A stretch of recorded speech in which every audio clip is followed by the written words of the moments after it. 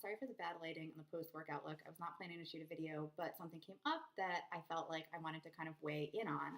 So this piece came out today in West Virginia Metro News, looking at kind of what's going on in the wake of those mass resignations from the Jefferson County Development Authority last Friday.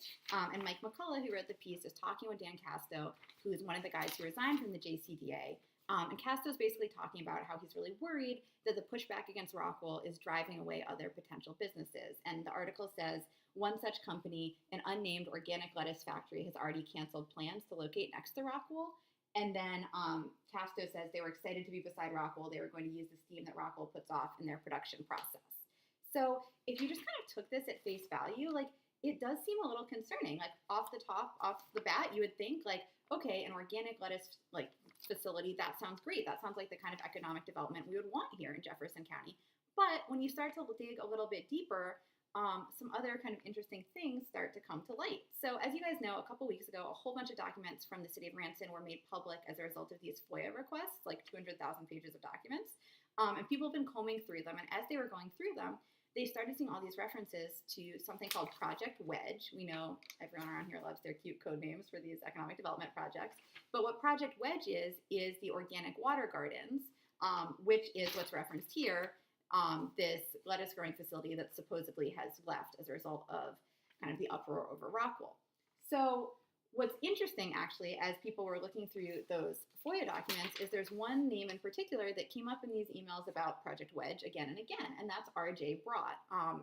He's on like all of these emails. He's the guy behind Organic Water Gardens.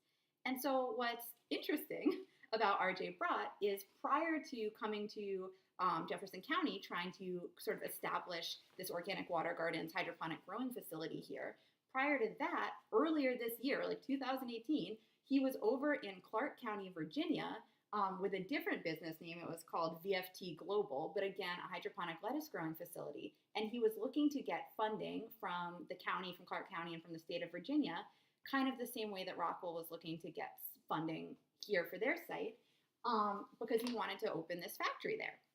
And that ended up not happening. The people in Clark County started doing research, started digging into this, and they started finding all this shady stuff about the company and its history. And earlier this year, they drove them out of Clark County. And now they're here, like, we're getting Clark County's sloppy seconds. This factory comes here looking for support. So I think that what's like really important to understand is that the people in Clark County had done a ton of research about this guy, about R.J. Brott, about his business. And what they discovered is this guy never grown a head of lettuce, never run a hydroponic growing facility, and every joint venture they'd been involved in has ended in a lawsuit. There's a really good piece, and I can link to it, from the Winchester Star, and it was written by Timothy Johnson, who's a lawyer in Clark County, and he's the secretary of the Clark County Republican Committee, so he's kind of like in the know with stuff over there. And he had started doing all this research about this company, trying to understand what's going on, and he details here, you know, multiple lawsuits that this company is engaged in from all of the joint ventures they've been in, and the fact that really, like, they don't have any track record proving that they can do this. They're kind of just looking for funding without being able to follow through. And in all the instances where they've tried to open up operations, it's ended in a lawsuit. So that is pretty concerning. There's also some articles online, mostly in the Winchester Star, about how the people there in Clark County were really concerned about the water usage. There was big concerns about light pollution. They had a lot of kind of similar concerns to some of the ones we've had here in this county around industry. And also just the fact that in Clark County, like here, it's an agricultural county. You have a lot of farmers who are doing, you know, real agriculture. And then you have something like this come in, which is not agriculture. It's industry. You know, it's a factory. It's not real agriculture that would be then undercutting those existing farmers, undercutting their businesses. So the people in Clark County had a ton of concerns about this. But the biggest issue really was just that this is a company that has like no track record of doing what it says it's going to do.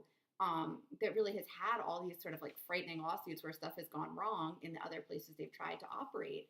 And so what's relevant about this, and what I think is like super concerning, is this is just one more example of how the JCDA and how officials in the city of Ranson have failed to do even like basic background research on the companies they're wooing, on the economic development they're trying to do. Because if they had literally just Googled this guy and this company, all of this would have come up about how it had been driven out of Clark County, our neighboring county, in the last calendar year for very legitimate reasons. So once again, it's falling on the citizens here in this county to do the basic due diligence that our elected and appointed officials should be doing. And so, Dan Casto was kind of saying, oh man, like, look at this great business we lost. And yeah, if I just read that article, I'd be like, man, that does sound like a bummer. That would have been a great business. But if you look a little deeper, it's really clear that actually we probably dodged the bullet with this. Like, this is not a business that we would have wanted in this county. And once again, it's just showing the failings of the people here who were supposed to be kind of steering the bus in terms of safe, smart economic development for this county. So that's my little spiel on Project Wedge. Just felt like with that article coming out today in Metro News, it was like necessary to say something about it. And I will try to share some links with this as well. So you can go to see more information about this project and about what happened in Clark County and why they ended up driving it out. All right. Thank you.